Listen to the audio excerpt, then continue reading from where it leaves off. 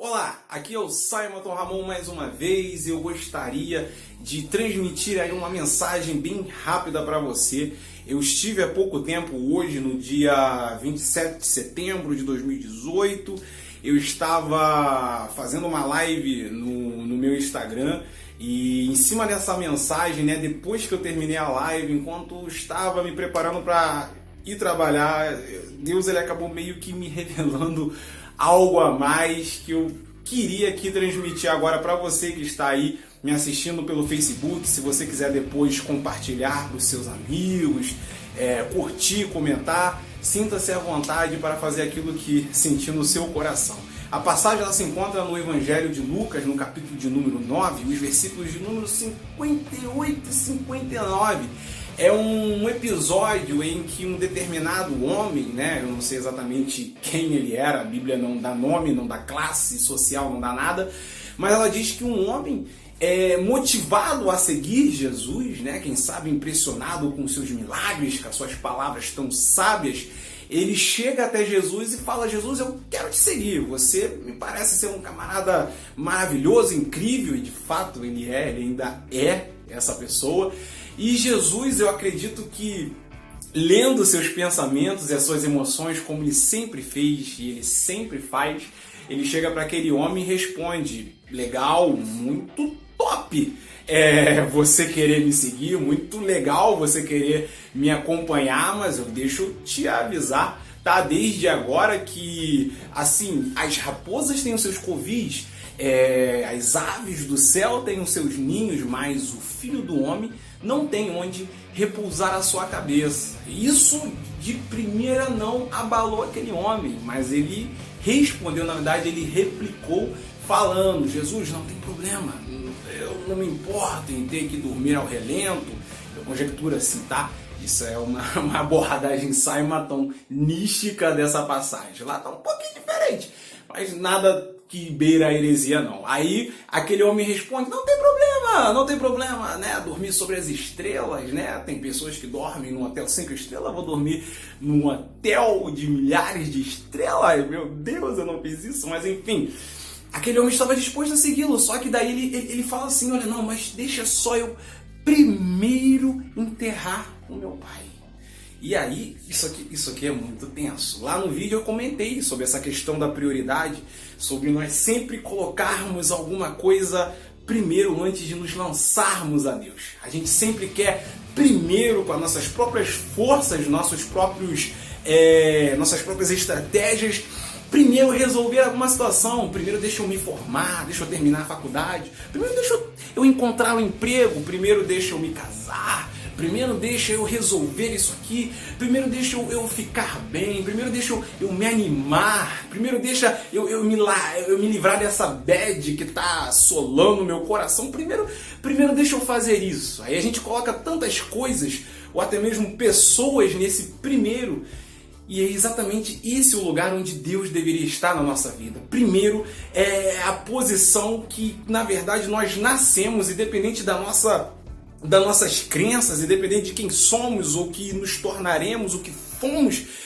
Primeiro, para todas as pessoas, é o local de Deus. Mas, infelizmente, a gente acaba trocando isso daí, E embora na matemática a ordem dos fatores não altere o resultado, quando se trata de Deus, você trocar essa ordem aí, colocá-lo em segundo, terceiro, não importa, isso é perigoso. Isso é perigoso porque para Deus você sempre estará como prioridade. Você é tão importante, tão prioritário para Ele, que Ele não enviou um querubim, um serafim, Ele não enviou o Thor, Ele não enviou, quem sabe, o Capitão América para te salvar. Ele enviou o seu próprio Filho, o que Ele tinha de mais valor, o que Ele tinha de mais importante, mais caro, digamos assim, Ele enviou para a minha e a sua vida. E às vezes a gente faz exatamente o contrário. Ao invés de a gente retribuir com o mais importante, a gente retribui com as migalhas e coloca ele para baixo. Mas isso mais ou menos eu comentei lá. O que Deus me deu a mais aqui é que quando a gente para analisar essa situação do homem que tinha acabado de perder o seu pai, se você for olhar pela lógica, você vai pensar: rapaz, será que Jesus está sendo insensível poxa, o camarada tá numa situação difícil, ele acabou de perder o seu próprio pai. Olha, eu consigo imaginar a dor, ele está de luto. Quem sabe quando ele foi procurar Jesus, ele tinha acabado de secar as suas lágrimas ou tentou disfarçar. Quem sabe como estava o coração desse homem, a alma desse homem, como estava totalmente abalado, totalmente despedaçado porque perdeu o seu próprio pai. A iniciativa dele foi ótima, foi maravilhosa, sabe? De pensar, humanamente falando, foi maravilhosa de pensar, poxa, deixa eu honrar, né, cara? Até porque a própria Bíblia fala, né? Em Provérbios, honra o seu pai e a sua mãe para que seus dias se prolonguem na face da terra. Será que Jesus iria contradizer a sua própria palavra a não me permitir honrar o meu pai? E aí a gente pode até pensar que Jesus estava sendo insensível, estava sendo desrespeitoso, mas aqui eu, Simon, eu queria colocar algo, quem sabe você vai concordar comigo, se Jesus ele fosse ter um outro versículo, um outro mandamento, um outro princípio, além de amar a Deus sobre todas as coisas e amar o seu próximo como a ti mesmo, seria o que está escrito no livro de João, capítulo de número 15. O que eu faço agora, você não entende, mas um dia você entenderá, porque Jesus ele é especialista em fazer coisas que inicialmente a gente não entende. Ele é especialista em trabalhar, né? Eu aprendi com uma minha grande pastora de infância que às vezes Deus complica para depois descomplicar e explicar por que ele complicou. E ele sempre faz isso. Por que exatamente eu não sei e sinceramente nem é importante. O importante é que ele acabe explicando e depois quando a gente finalmente entende,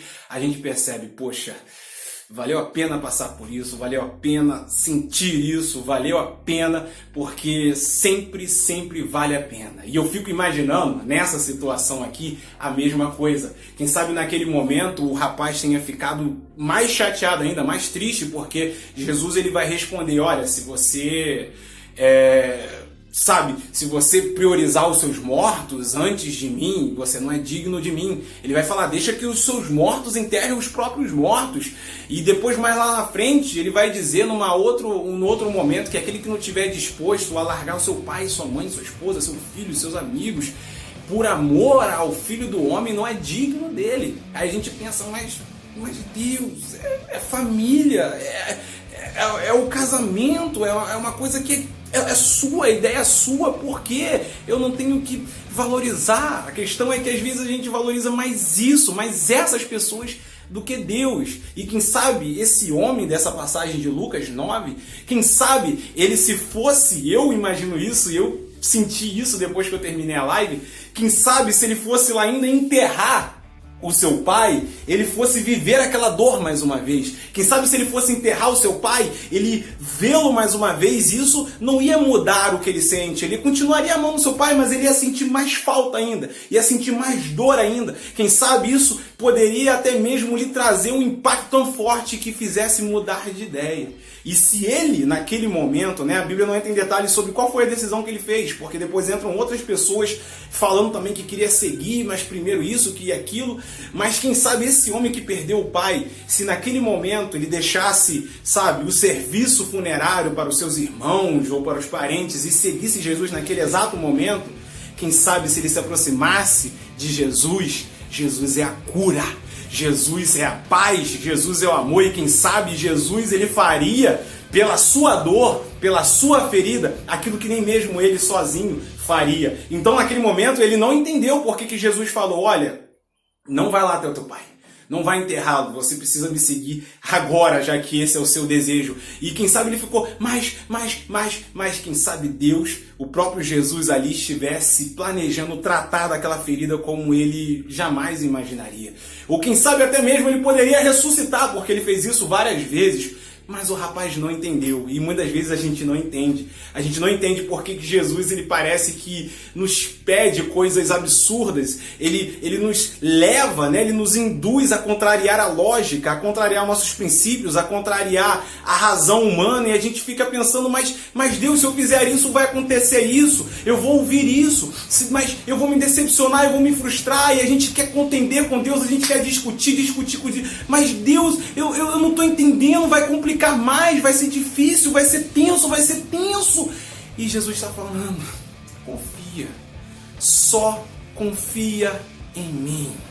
Só confie em mim porque eu conheço a sua vida, eu conheço a sua família, eu conheço o que é importante para você, o que é importante para você também é importante para mim, diz o Senhor para você. E Ele está cuidando de tudo. Ainda que possa parecer que não, Ele está cuidando da sua ferida. Ele está cuidando da sua dor. Ele está cuidando da sua decepção, da sua frustração. Ele está cuidando. Então o que Ele está querendo dizer aqui nesse momento é que às vezes a gente acaba colocando até mesmo a nossa própria angústia em primeiro lugar e o coloca em segundo. E aí a gente não entende que se a gente o colocar em primeiro, a dor não fica em segundo. Na verdade ela vai caindo, ela cai lá para a lanterna. E ela como é que se fala? Ela é rebaixada para outra classificação. Só Deus é capaz de fazer isso, de rebaixar a nossa dor, de desclassificá-la da nossa vida. Mas para isso, Ele precisa estar em primeiro lugar.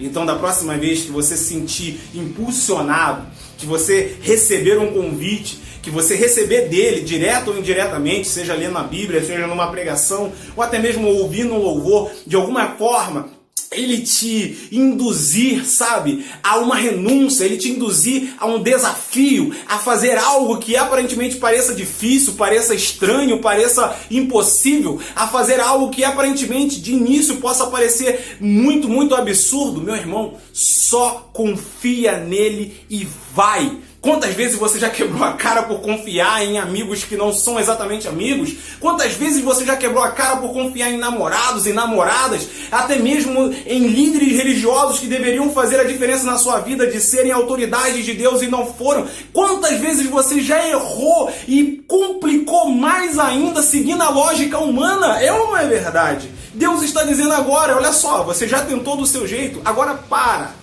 Para de tentar do seu jeito, para de confiar nas pessoas erradas e confie em mim, confie no Filho de Deus. Porque Ele é a cura, Ele é a solução. Eu não tenho a solução para você, mas Ele tem. Só confia nele. E se Ele disser, venha primeiro para mim, vai. Ou mesmo se Ele não disser, porque Ele já disse, só vai. Coloca Ele em primeiro lugar na sua vida e eu tenho certeza que todas as demais coisas vos serão acrescentadas. Muito obrigado mais uma vez por essa atenção, por essa oportunidade. E mais uma vez aí eu estou dizendo, se você gostou dessa mensagem, compartilhe, mencione pessoas, transmita para todo mundo que você puder. Tamo junto, Deus te abençoe. Até, olha, tô suando, mais.